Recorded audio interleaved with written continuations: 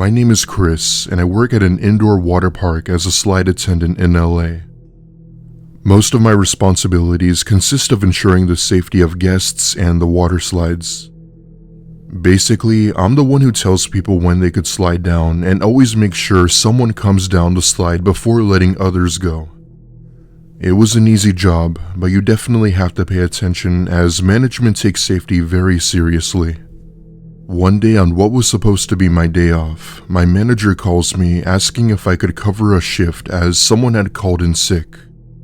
I was annoyed, but I already worked part-time and I could really use the extra money. It also happened to be during a weekday, which meant that we would be closing earlier than usual. Weekdays were obviously less busier than weekends, so I was prepared for a smooth day with not too many people. The day went by faster than I thought, and as time progressed, I had to start getting ready to close. Now, we were short-staffed, so the park had required all of the slide staff to lock up and put everything away.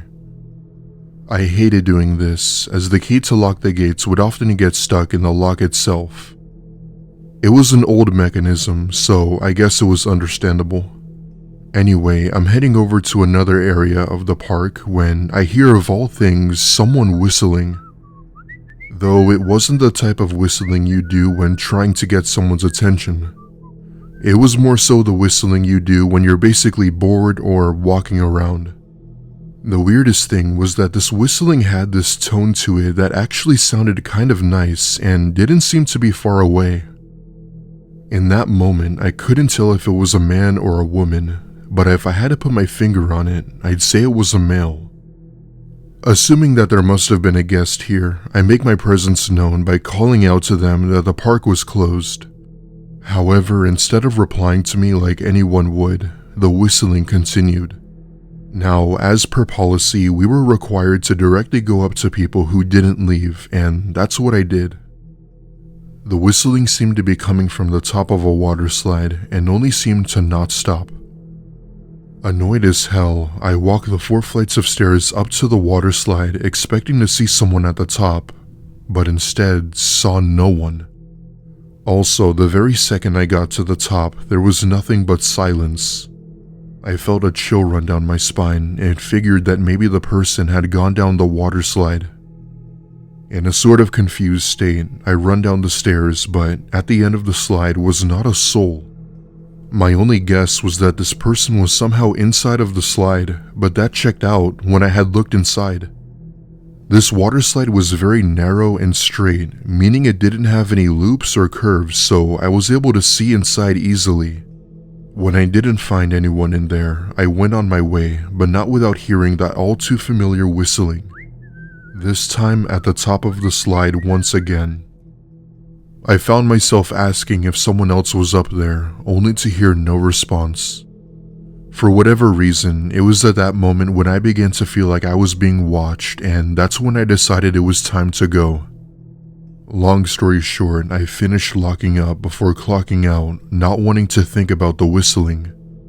The following day, I had told all my coworkers about it, but none of them seemed to have reported hearing the same thing. I still work at that water park and could have sworn I heard it once again for a second. Maybe it was my mind playing tricks on me, I don't know. Either way, this was one hell of an experience, as I still have no possible explanation as to what it was. I still don't know who or what could have possibly made that whistling noise, and that's the part that still creeps me out till this day.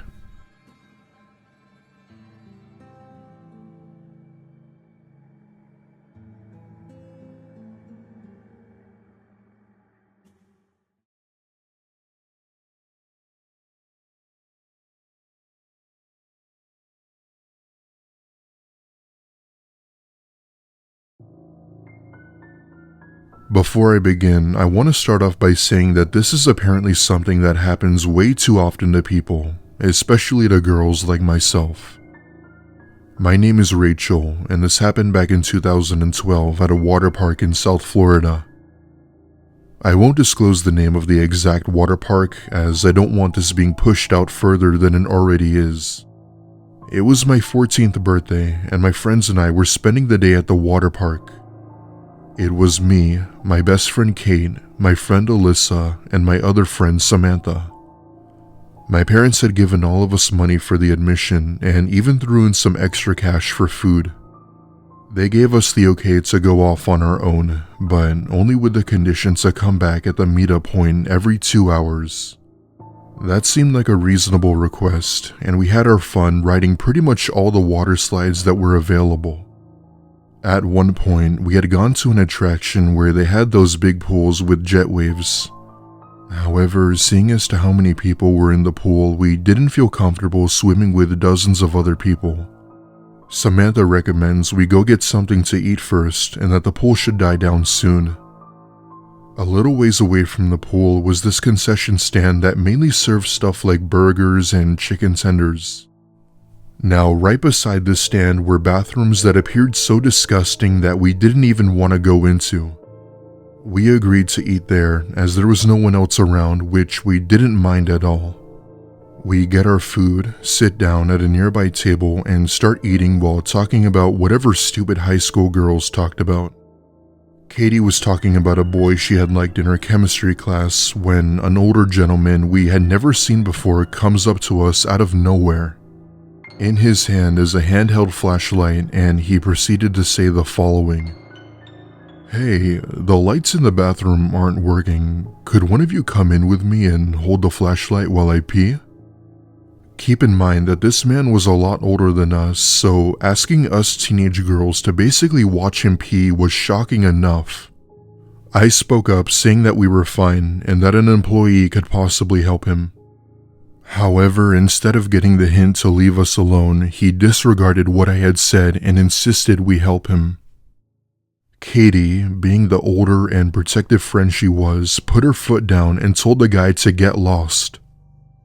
Katie doesn't take crap from anyone no matter who they were, so when she told the guy to get lost, she meant it. The man stares at us in a sort of disappointed manner before heading over to another area of the park. At this point, we're all sort of confused as to what the hell his problem was and continued our day at the park. We were even debating to tell our parents, but at the same time, we didn't want to cause drama from some creep. We continued around the park until sundown when the park was beginning to close. We all went back to my house to hang out for a bit, seeing as it was summer vacation, so that meant there was no school the next day. At one point, we're all playing Just Dance on the Wii when the man from earlier was brought up in conversation. We started talking about just how creepy his request was.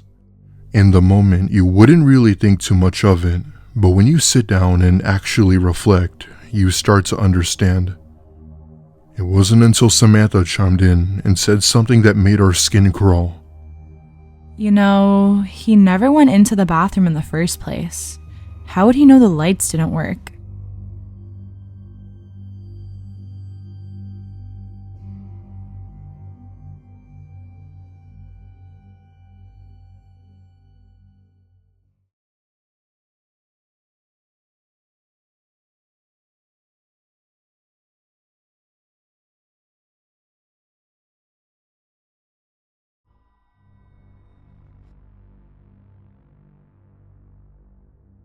This story is a bit long, so I apologize for the unnecessary details I may add, as this was a very dark and traumatizing experience. For starters, I'm a female who's currently in college but was in 4th grade when this happened. I still remember it like it was yesterday. It was spring break of 2014 and I was visiting my aunt and uncle in Georgia. I rarely see my extended family, so they wanted to do something special with me since I'd be staying with them the whole break. My uncle had bought all of us tickets to go to Six Flags in Atlanta as the highlight of my spring break. Being a kid, I was obviously stoked as I had never been to Six Flags and always wanted to go. At the time, I was staying with them in a small town in eastern Georgia, which meant that we'd have to drive a good 2 hours to Atlanta. As much as they didn't want to do that drive, they had already bought the tickets and we had went on our way to the park. Now, the park had all sorts of attractions, but I mainly wanted to play in the Waterpark area. I loved water slides as a kid, and with it being the middle of spring, I couldn't resist. My aunt would always be with me to sort of watch over me, as this place was huge and was easy to get lost. At one point, we're walking around soaked from all the water when I see a particular water slide I wanted to go on. It was called the Pirate's Plunge and was this huge yellow slide with all sorts of turns and loops. Even though the line was long, it went by pretty quick as the slide was apparently really fast. Fast forward to an hour later, I get into the front of the line when a man comes from behind and politely asks if he can go first. "Hi, I know you've been waiting for so long, but my son is down there and he gets really nervous when I'm not behind him. Do you mind if I go first?" Right off the bat, I started to notice that this guy was acting completely off. For one, his face was red as a tomato when he asked this, and I didn't see him behind until now. I'm not one to argue, so I said yes, and he thanked me for my kindness. I watched this man go down the water slide, disappearing into the darkness below. It was only until a few seconds after where the lifeguard told me that I could go. I put my feet down first and scooted myself up to the drop-off point and happily slid down. A few seconds go by and I'm sliding down when I come across the man holding himself up in the water slide. Because the slide was painted yellow, I could still see him, and he grabs me by my bathing suit while putting his hand over my mouth. Right then he says, "Now don't you scream or else I'll kill you right here." Tears start rolling down my cheeks as he said this, but I try my best not to make any noise. The man attempts to reach for something in his bathing suit, and within a few seconds he pulls out a knife. In a very demanding tone, he tells me to remove my bathing suit or else he'd do it for me. At this point, I was too scared to even move, but when he yelled at me a second time, I had to comply. I raise my arm and begin to pull off my strap when part of the slide opens up right next to us and a staff member can be seen. Thankfully, the lifeguard sees what's going on and he then pushes the man back down the slide while pulling me out. All the while, the lifeguard is screaming on his radio to not let that man leave. This got the attention of several people in the park, staring at him like he was some madman. The brave and well-fit lifeguard brings me to my aunt and uncle, explaining the situation where we were then confronted by police. Turns out, the man who had held me was a registered sex offender in the area and had a history of severe mental illness. He was arrested for the first time, but had managed to put up a fight with police, claiming that he didn't do anything and how he was innocent. The lifeguard who saved me heard the commotion going on inside of the slide and opened up the safety hatch to see what was going on. These safety hatches allow staff to open a part of the slide in case someone is stuck or if nobody comes down in the end. The lifeguard was written up for physically pushing the man down the slide while saving me. Him being written up was total BS in my opinion and really pissed me off as I got older. Anyway, that's my story and I hope you can learn from it and always trust your own gut.